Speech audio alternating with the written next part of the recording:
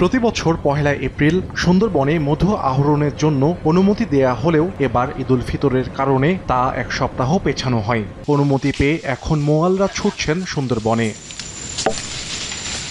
বছরে প্রায় ৩,০০০ মোয়াল অনুমতি নিয়ে সুন্দরবনে মধু আহরণে যায়। মধু সংগ্রহে রয়েছে ঝুঁকি, ডাঙায় রয়েছে বাঘ আর জলে কুমির। আহরণ করা মধু অর্ধেক দামে বিক্রি করতে হয় ঋণ দেয়া মহাজনদের কাছে। সহজ শর্তে সরকারি ঋণের দাবি মোয়ালদের। মহাজনরা বলছেন সংগ্রহের পর আলোচনা করে মোয়ালদের কাছ থেকে নেওয়া হয় মধু। খলসি আছে, গরান আছে, আবার আস্তে আস্তে বিভিন্ন ফুলের মধু আসবে। 15-20 মনে হতে পারে, 10 মনে হতে পারে, 5 মনে হতে পারে।